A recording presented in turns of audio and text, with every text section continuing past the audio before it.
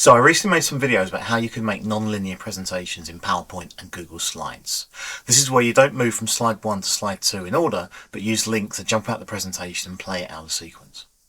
I had some requests for examples of how you might actually use that in the classroom, so in this video I'll show you a couple of different ways you might want to do this.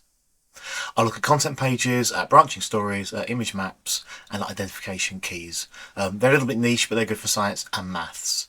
For the guides on how to make these, you can find them on my channel. I'll try and put a link up in the corner so you can go straight to them, and also in the notes as well.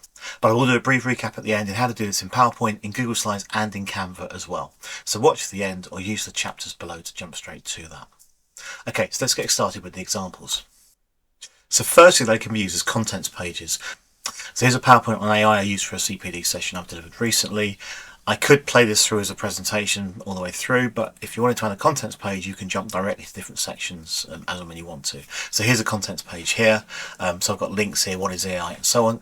So if I run the show, if I click on what is AI, it goes straight to that section, and I've put a little button here which takes me back to where I was. How to use the teacher, click there, go to that section, that can take me back, planning support, and so on. So I've got a contents page there, and I can jump to different sections as when I want to. Here's a different example my daughter produced in Canva. So my favourite animals, and so we've got 3 pages here. The pugs takes us to the pugs page. Red pandas takes us to the red panda page. Now we haven't got back buttons on this one, so we'll go back.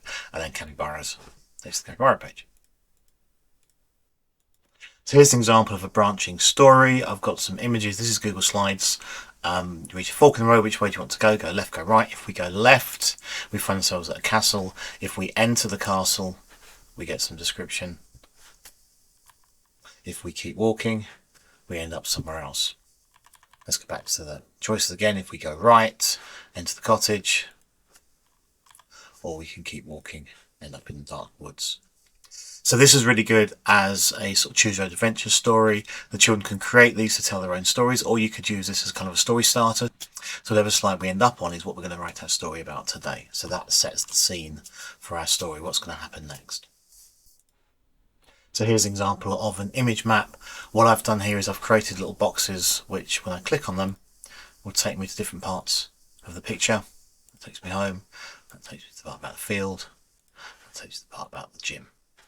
So in PowerPoint, what I've done is I've drawn boxes around different parts of the picture, and then I've just set them to be transparent. I've added shapes, made the link to the shape, and then I've made the fill of the shape transparent so you can't see it. You can't do that in Google Slides, you can't do that in Canva, but there is a trick to get around that. So just butting in here, I lied.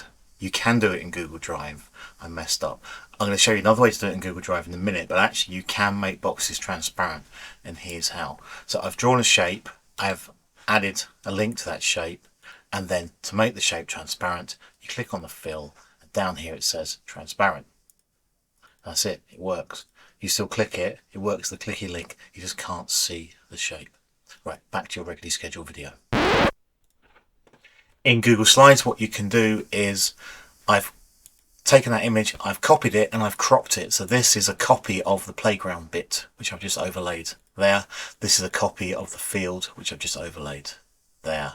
And that's a copy of the gym. So I copied the whole image and then cropped it down to just show the playground bit. And then I've added the link, click on the picture, click on the link, and I've added the link to these images. Works the same way in Canva as well. So if I go back to Canva, I copied the image of the capybara, I cropped in just to his hat, and then if I present this, if I click on his hat, it'll take me to an extra page, which is a surprise. So only that bit of the image works. If you click on the rest of the capybara, he doesn't click.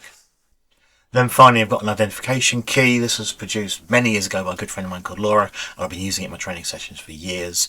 If you can see how it's structured, each page there's a question, does it have fins, yes or no, and then one page has the answer, the next page has another question, and it goes down like that. So if I run this as a show from the beginning, think of an animal, think of a vertebrate, so let's think of something with fins.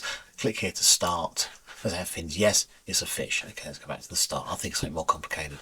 Click here to start. It's got fur. Does it have fins? No. Does it have feathers? No. Has it got fur? Yes, it's a mammal. So it's a really nice little branching identification tree.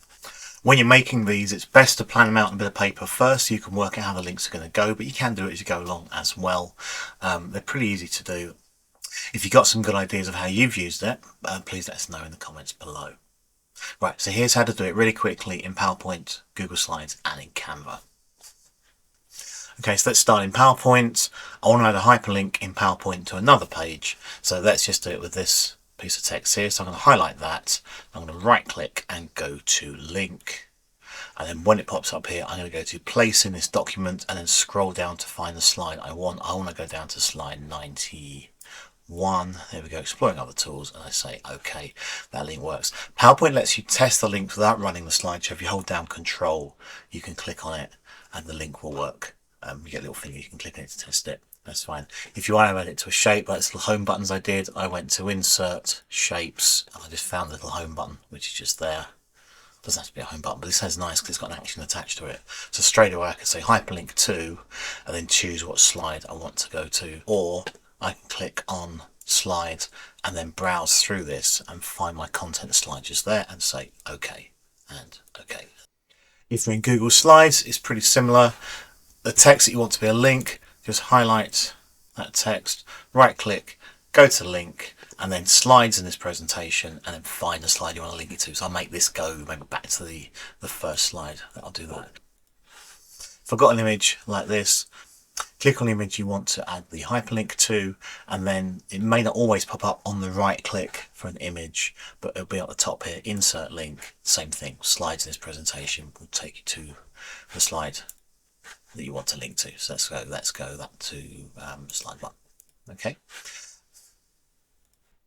And then likewise, if you're in Canva, same kind of idea. Here's the text that I want to be the link. I'm going to highlight that.